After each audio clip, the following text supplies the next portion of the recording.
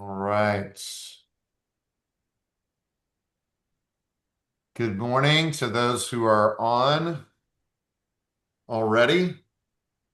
Appreciate you joining us. We're going to wait just a few moments while I guess it's not even quite start time. We've got a few early joiners.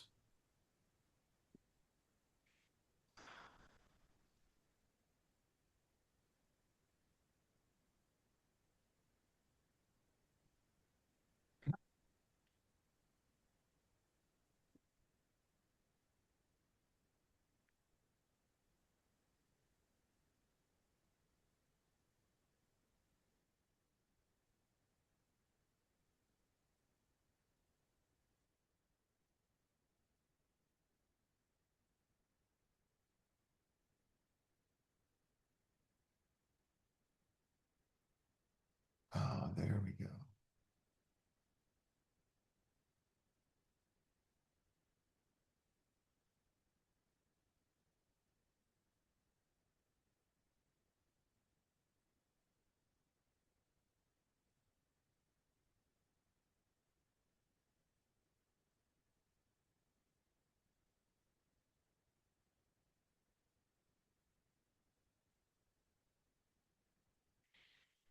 Elizabeth, do we have open chat in the presentation today? We do. Or are we just using Q&A? We have chat. It comes to the host and panelist, but we Okay. also have Q&A. Yeah. Okay, great. Thank you. Mhm.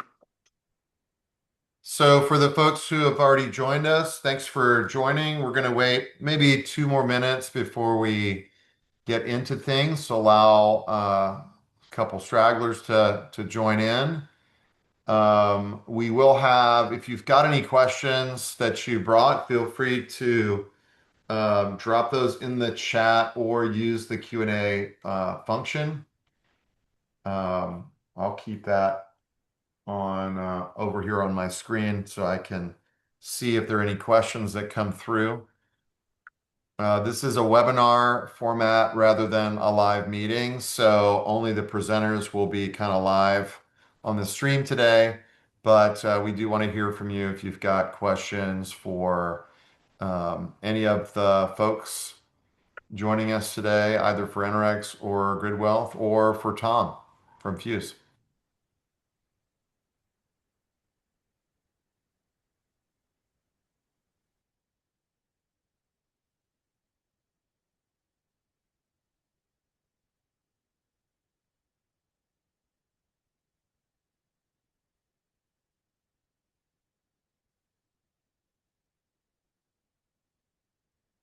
Great to see names of customers. Hello, everyone.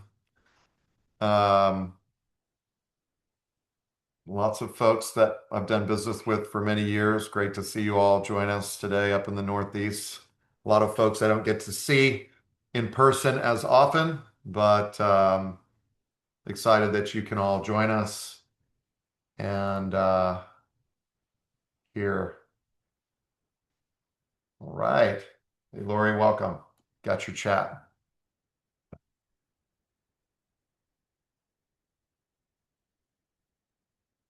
Okay, I've got three after. So with that, I think I'm gonna go ahead and get started. We are recording today, so we'll have um, a broadcast of this presentation in case somebody on your team needs to see it or you want to share it around the company. We'll follow up with a link to that stream um, probably by the end of today or tomorrow for all the people that were invited.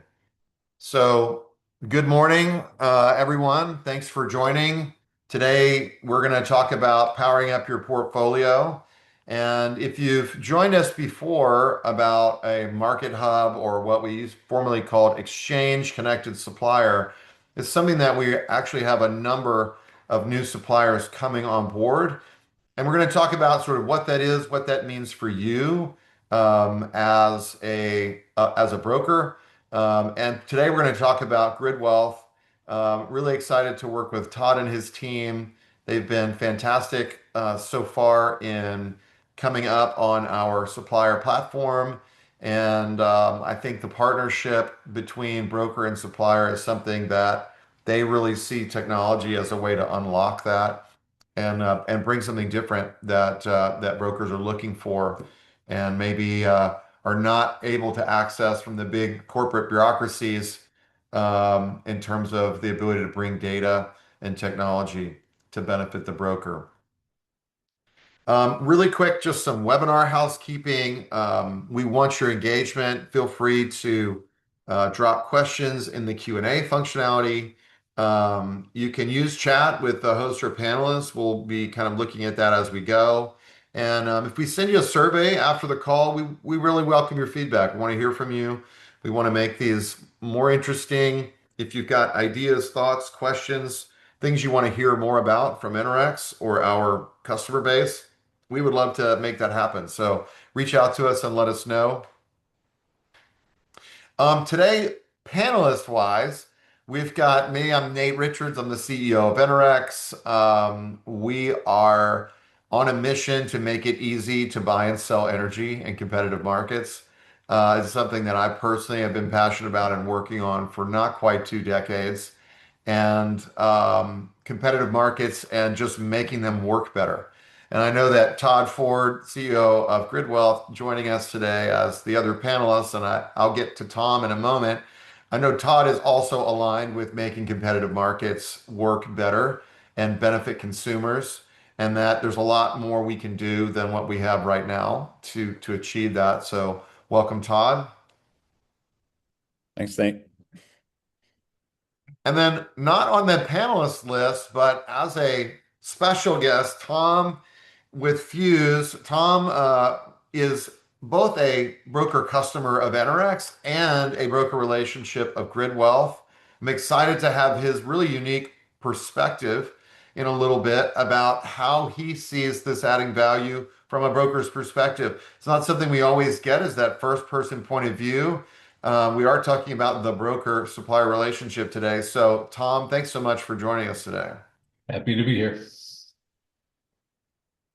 Okay, just a couple of little updates. Hope we'll see you, some of you out. The next couple industry events are a couple of TIPA meetings. Next week is TIPA in Columbus, Ohio. We will have Doug Brennicky, one of our account executives, will be there. Unfortunately, I won't be there in Columbus, but look out for Doug if you go to the Columbus conference. And then our whole leadership team will be in Dallas for the TIPA meeting. There, our head of customer success, our head of product management, and Doug and I will also be in Dallas. So look forward to seeing you guys there. Really quickly now, everybody on this call almost is a customer of Interax in one way or another. But just in case you only maybe use us in one area and aren't totally clear about what we do in retail energy, maybe outside of your particular brokerage or supplier business. But we have four solutions: BrokerHub, which is our broker platform; Supplier Hub, which is our supplier sales platform; Data Hub, which is our newest solution. It is a platform for accessing difficult to find, difficult to normalize data like pricing competitiveness data, licenses. We're in the process of consolidating all the complaint records in the industry. We're kind of on a mission to decommoditize the offerings, really help a customer and a broker understand each different supplier's unique value proposition and see more than just a price. So that's really kind of the common theme about the data that we have in Data Hub. And then last is MarketHub, and that's what we're really going to talk about today. It's a way to connect broker and supplier and eliminate some of this email and spreadsheet-based sales process. As I said before, our mission is to make it easy to buy and sell energy. Today, that is not very easy. It takes a ton of manual work. It's hard to get pricing. It's hard to get contracting done. It's slow, and it could be so much better. And we really believe that. I want to just, for a little bit of backdrop, talk about kind of the why behind this push to automate certain manual processes in the industry. DNV or formerly DNV the consulting company that takes an annual survey Usually comes out in October. Stay tuned. We usually have a webinar and kind of co-present and give a sneak peek of some of the big takeaways from that survey. But in their last survey, they surveyed brokers and suppliers about automation. What parts of the broker supplier interface would you want to see automated? And which parts should stay in the human domain? Where do we want to interface with humans because that relationship is still a critical part, if not the critical part, of the broker supplier interface. And the number one automation request was contracting and followed by pricing. And so you think about, they had a couple of anecdotal quotes about why this is. And one of them that I thought was pretty interesting said, I would like REPs to invest more in their back-end systems and remove the human element from processes that impede deal flow. So it's not about removing the human element altogether. It's from removing the human element from processes that slow down the ability for brokers to get transactions, to get customer the ability to have a decidable price that they understand what's in that price and get that price decided, signed, and enrolled in a tighter time frame. Ultimately, that is what creates deal flow for both brokers and suppliers and lets customers stay in touch with the market. And so this is something that Interact has really been working on. One other aspect that we'll talk about briefly today is commissions. So commissions is a big part of the broker supplier relationship. I always tell people, imagine that you were a salesperson and you went into an industry where, you know, you started there and your boss was saying, you're like, tell me about the job. And you say, okay, well, pretty much anyone can be a customer. It's very profitable. The only thing is you'll frequently be paid late and incorrectly. And so, sort of like I was really excited about being a salesperson in this industry where pretty much anyone can be a customer. Everyone has to buy this product, throw that in there. And then the only thing is, oh, except usually when you get paid, it's late and wrong.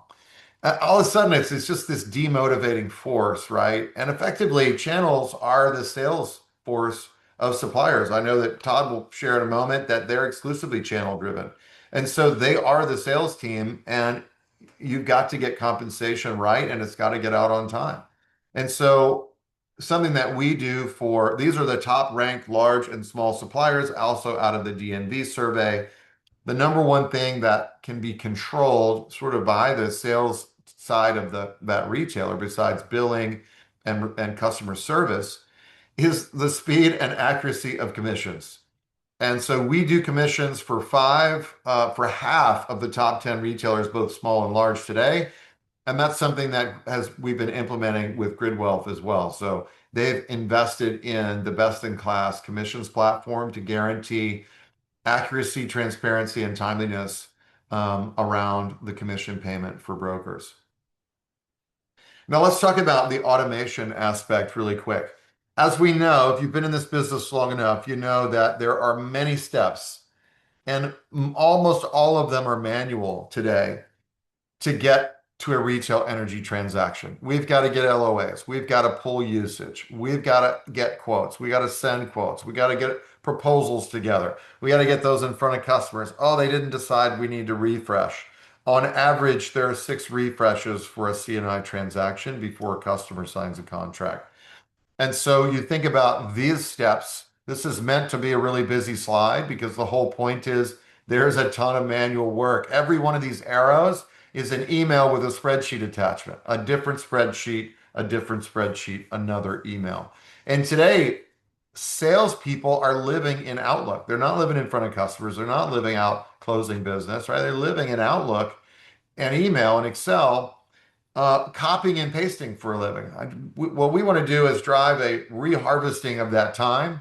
Let's get the salespeople back to the selling, and let's get these processes automated between broker and supplier. And so that's really what Interact has developed with MarketHub. So we have our broker platform and our supplier platform, and obviously this data is shared. So there's a necessity of sharing information when it comes to transacting C&I business.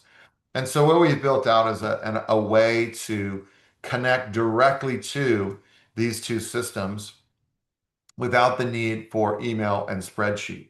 Now, our Supplier Hub platform connects to the back office of a retailer, pricing, credit, CIS and billing, their accounting system, and allows us to deliver information about pricing, contracting, commissions directly to the broker platform to help salespeople get out of their inbox.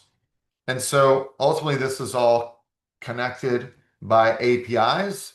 And this is something that is a transition over time. We can't suddenly wire up the entire industry. We really have to go one retailer at a time. And so, really, today is an exciting announcement that Gridwealth will soon be available. As of today, we'll be turning them on for this direct connection inside of the BrokerHub product, and you'll be able to send pricing requests directly to the Gridwealth team without having to go to email, attaching spreadsheets, and all of that manual effort. So that's kind of the big message is a huge productivity boost and also a time to market, the ability to turn quotes around as fast as humanly possible. And so with that, let me go over to Tom. Tom, you've recently implemented the Broker Hub platform, so we're excited to have you as a customer. And you also worked with Gridwell, so would love to just go to you and say, how do you see this? How do you see technology coming and improving the broker business? Where do you see the biggest opportunities for improvement? Love to hear from you. Yeah, so when once we were fully trained on the system, it was really easy, and it makes it easy for us to put in pricing requests. We get the utility bills, we can input it, get pricing requests all in one spot, and then move on to the next task of the day. So, like you said, our salespeople are living in Outlook, waiting for stuff. Now it's just go into the hub, put everything in there, get your pricing requests out.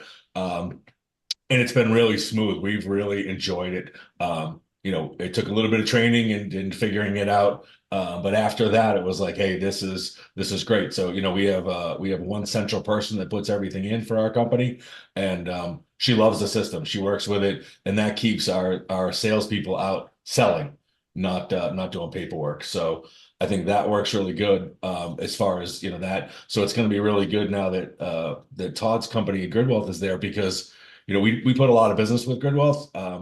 It's been really good working with them because they're a good partner.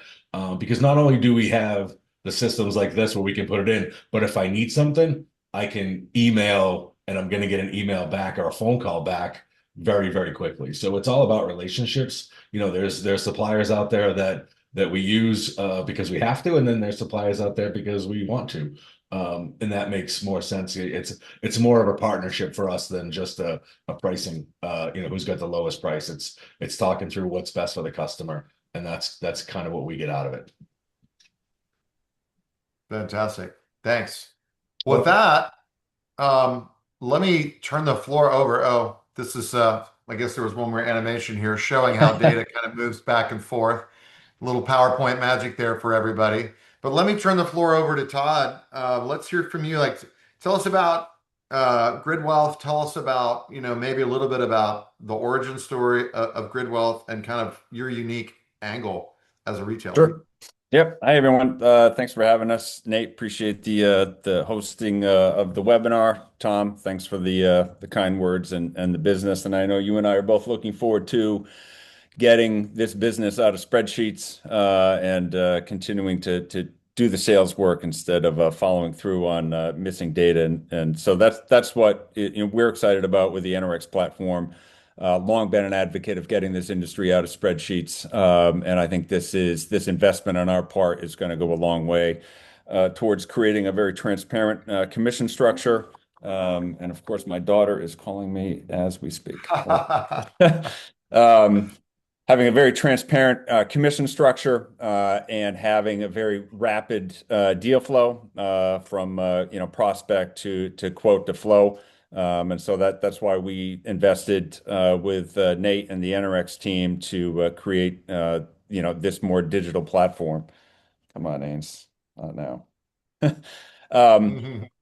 Anyway, I want to thank my team for being on the call. I'm not sure if Erica is here, but Erica Davis is with us, and Jody Maurer is also with us today. So thank you guys for being here. In terms of the Gridwealth story, we are a licensed supplier focused in ISO New England, licensed currently Mass and Rhode Island, soon to expand into New Hampshire. I've been in the business since 2011. This entity has been licensed in one form or another since 2008. It was a public sector entity for a while, transitioned to the private sector in 2011. I'm sorry, 2019. And we've been building up this business, in the New England market ever since. Again, our only sales channels are brokers. So we are really orienting ourselves to be as helpful as we can to you. On our website, if you haven't been there yet, we now have a broker resources section. We publish a market brief every other week. Also on the site are a bunch of tools and calculators that are specific to the ISO New England market. So we hope that we're creating a kind of a one-stop shop to assist you in training some of your staff, or if you're new to the ISO New England market, hopefully the tools are there to help explain some of the intricacies of the ISO New England market. And I'm also open to feedback and suggestions and requests. So if there's something on there that you'd like to see, please let me know, and we'll work to create that.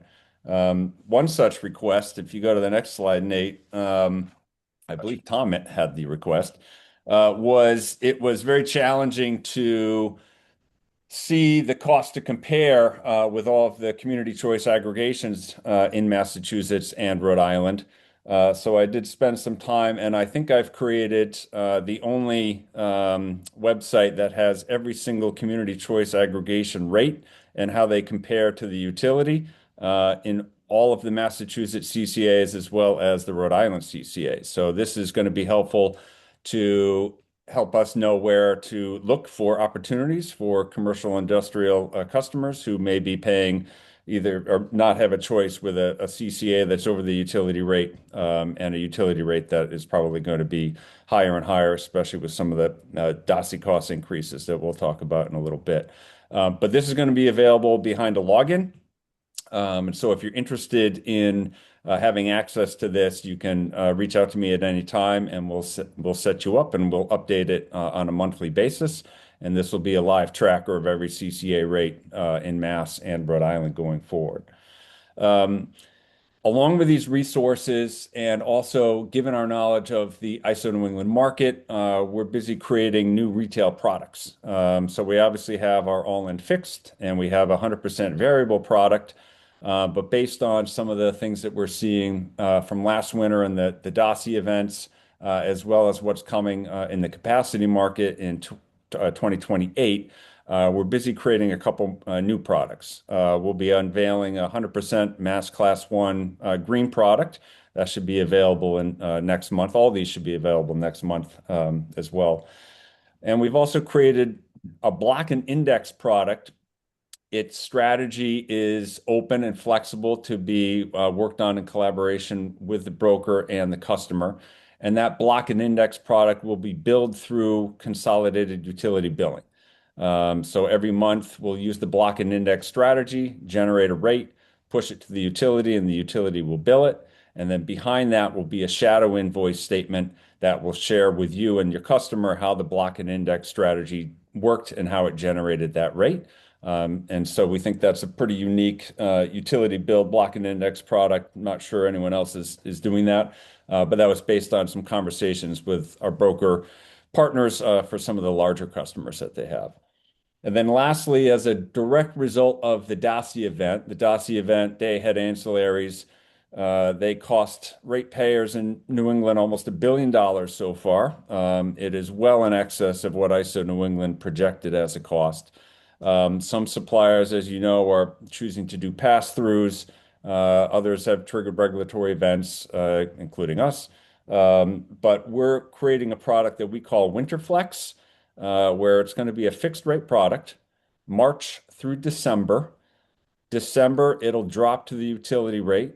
It'll stay there from December, January, and February, and then re-enroll in March. So the term will be the term inclusive of the winter drop. and that winter drop can be protected or it can be unprotected. If it's protected and your customer pays more with the utility rate than we priced, we will reimburse in April.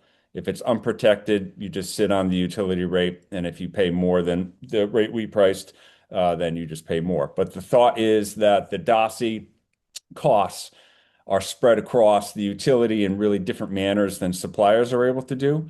So we haven't yet seen the exorbitant price increases on the utility rate that we're seeing when we price, including that winter period. So we think this is a best of both worlds. Protects the customer, it protects from a regulatory change, and it protects us from ISO New England's tinkering with the DOSI market. So we're looking forward to unveiling that product as well. The next product that we'll be unveiling, if you want to go to the next slide, Nate. Oh, I thought you had the. You want to jump to the yeah, go ahead to this one, then we'll go back. Got it. Got it. So we just, as of today, announced our partnership with Pearl Street. This will enable us to bring storage as a service to our commercial industrial customers. This will be, it was just picked up by Energy Choice Matters this morning, so really good timing. But Pearl Street manages about $3.2 billion worth of DER assets. They are an analysis platform as well as financial development capital. So we'll be able to ingest portfolios really in any format, PDF, exports from CRMs, spreadsheets. We can ingest that portfolio of your customer data and identify the sites and opportunities for behind the meter battery storage. We can then generate a proposal within a week, share that with you, and work with you collaboratively to see if it's an option for your customer. We're looking at customers mostly with a 250 kW demand charge and greater. However, in some markets, smaller demand charges also pencil.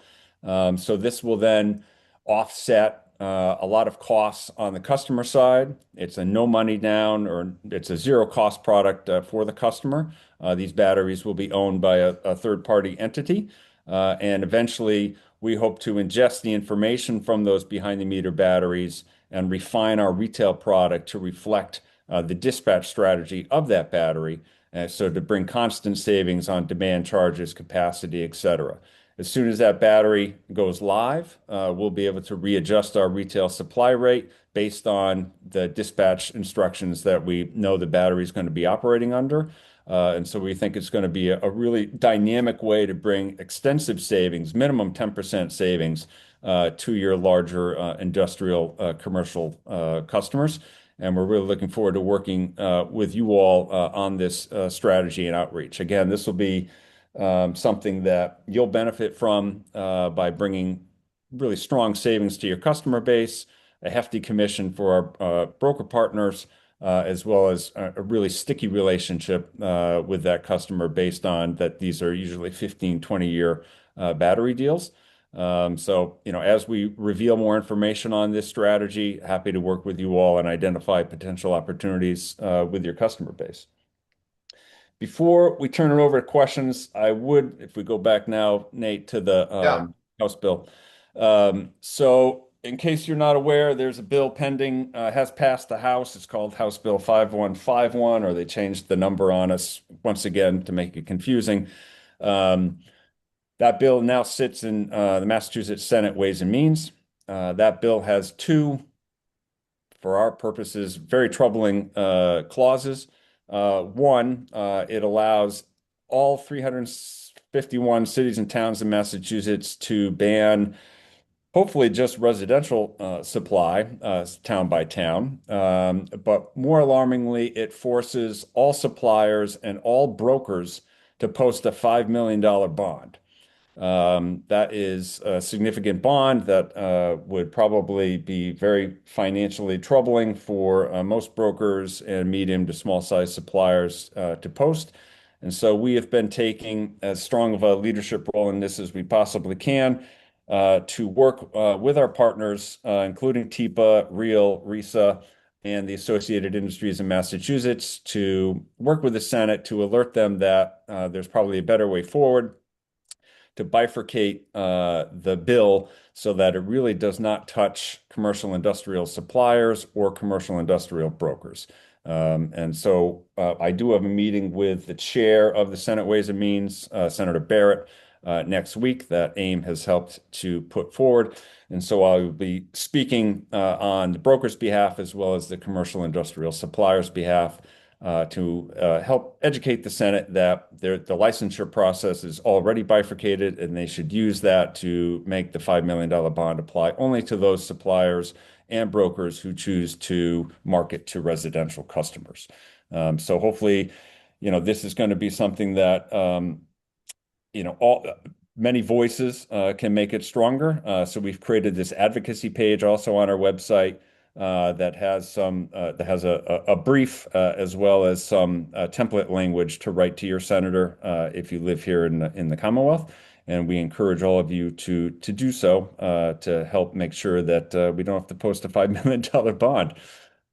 So with that, looking forward to answering any questions and working with you all as we go down this digital investment with NRX.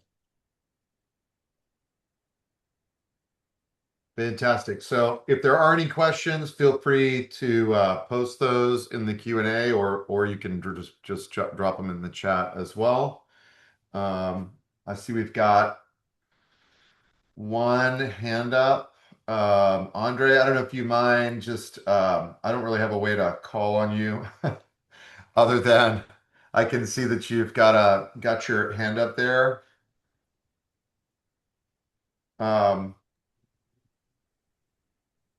So just post it in the chat, right, Nate?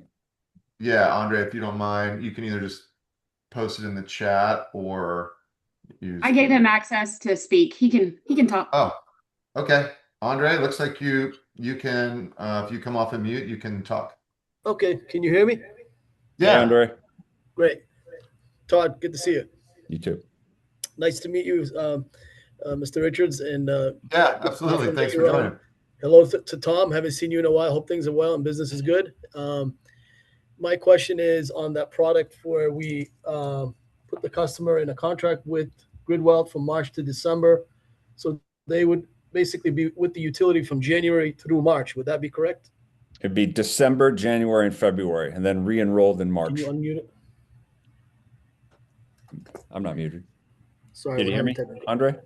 Yeah. Yes. So it'd be dropped to the utility for December, January, and February, re-enrolled in March. Gotcha. So it's 3 months. Okay. Fantastic. And we'll continue to monitor, what ISO New England does with DOSI. I'm not really expecting a massive change. They're probably going to nibble around the edges.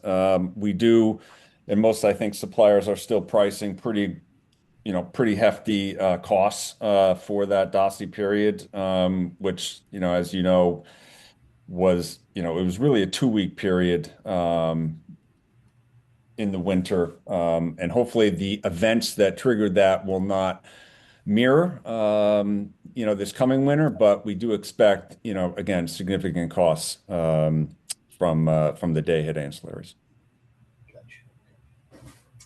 Do you know what the revenue stream is from, or what you anticipated to be from the battery program for, let's just say? Hey, Andre, can you get closer to your mic? Oh, I think you have 2 speakers. Hey, Andre, we may need to mute you. Elizabeth, may need your help. Sorry. Okay, thanks. I think it was I heard battery in there somewhere. Something about the battery, and maybe does it help with something? So the battery is going to help with obviously the capacity and demand. They are continuing to tinker with those programs as well. But basically, at a minimum, it's going to bring 10% bill savings to customers. So we just priced one yesterday. I think its minimum savings was close to $400,000 annually. And depending on the scope of the battery, obviously there's a big energy user, but it was anywhere between $400,000 and $900,000 annual savings. What's You've the also got the what's the inside minimum load impacts. on that? I'm sorry, I didn't mean to speak over you. No, go ahead, Tom. What's the minimum load on that? So what It's size not really a customer? load question. It's more of a demand question for the most part. So, Yeah. it really starts to look good at a minimum 250 kW demand. However, in some markets, a smaller demand still makes sense. And I should add that this is available to brokers to work with us on in any market nationally. So not just where we're licensed as a supplier, but we'll be bringing this to New Jersey, New York, Pennsylvania, Illinois, as well as most of the New England states. So this is going to be a national footprint outside of where we're licensed to serve the commodity. That's why I mentioned the portfolio upload. So instead of kind of onesie twosies, we can take a look at, under NDA, obviously, but we can take a look at the entire portfolio, identify the low-hanging fruit, and then collaborate with you to bring the LOIs to the customer.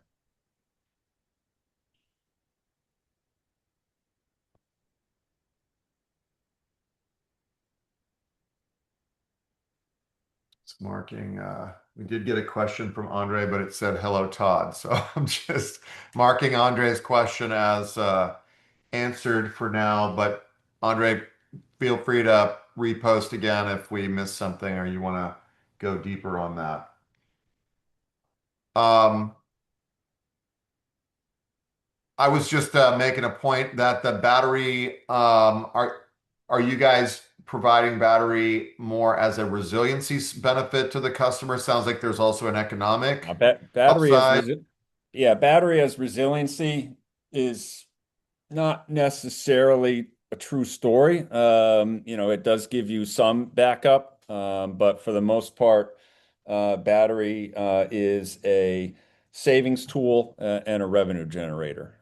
For true resiliency, I will soon possibly have a better product for that, which I'm happy to talk to our brokers about, but I can't share anything yet. But Cool. true resiliency is being made whole financially from a power outage.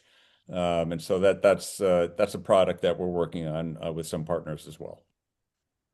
Yeah, I guess I was trying to give it an opportunity to differentiate. Like some battery solution providers are basically keeping the monetization and then providing some sort of like gas in the tank commitment, so to speak. Charging the battery, maybe is a better way to say that, where the customer has like a maximum drawdown limit, so they can only draw it down not during certain types of outages. And it's really more of a resiliency solution. I'll use that in air quotes than it is an economic benefit to the customer. It's like peace of mind.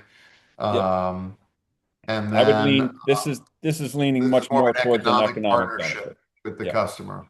correct. Got you. Fantastic. Definitely at the leading edge. We have a customer that's only doing that in ERCOT, a retailer, providing a sort of shared economic upside with the customer. And I think they've gotten some good traction with it. And also, something unique that creates that stickiness for brokers and suppliers because it's a longer term relationship. And when you walk out and you see that physical object sitting in your parking lot or outside your warehouse, right? You know that who's your partner in that. It's not just some line item on the utility bill, that you barely notice goes through AP and you kind of forget who put that there for you. And so it's a much more physical presence in the partnership. That's the feedback we've heard from our ERCOT brokers who are working with Yeah. that similar solution, but it's Let's only. let's co-brand the battery with the broker partner and get your logo on there. So make I, sure all I the mean, brokers why don't come not? sniffing around. Why not? I think, get a template, pay the graphics firm. If it's really that kind of economic upside, like I'd go all in and say, Yeah. solution provided by a partnership of Fuse Energy and Gridwealth Electric. Yeah. You know, just do Put it. Tom's face on it. There you go. With the double thumbs up. I like that. Just got to get that. They'll know. Every time they look at that lower power bill, who made that happen? Well, listen, thanks everyone for being on. Seems like we've answered the questions that are out there. Um, if there's any further questions, feel free to reach out to Tom. I forgot to move us to the Q&A slide, but here we are. And then we will be sending out a slide copy, a copy of the stream if you want to share it, within your team. And also, your customer success managers will be in touch on how to enable this in your BrokerHub instance. So how to set up the direct integration with Gridwealth. And happy to, if you need it, train your team on what this means for them, how they can recognize the pricing, since they're not monitoring an inbox, right? How they'll get the notifications when prices come through, how to request a contract. It's 2 clicks, you get a contract in 2 minutes. Um, it's far and away better than forwarding an email to an inbox and waiting for that DocuSign to show up at some point. So cool stuff. Thanks, Nate. Thanks, Tom. And just as a reminder, as Tom mentioned, I'm always, an email or a phone call away. And I think in the follow-up information, just put my email and cell phone, and happy to collaborate and work with all of you as we move down this digitization road. Perfect. I'm happy to make any connections for those of you that don't have. Of course, we'll have Todd's info in the email, but I should have mentioned that too, Todd, because there's definitely some folks on here who maybe aren't working with Gridwealth today. We'll give the contact information, and happy to make that connection if you'd like to explore a brokerage agreement with Gridwealth. Obviously, we'd love to see more connections from our broker customers and our supplier customers coming together. That's a win for everyone, and helps deliver on our purpose as a business of making it easier to buy and sell energy in competitive markets. So thanks for joining us. Thank you for your time today. And we look forward to working with all of you. Thanks, everybody.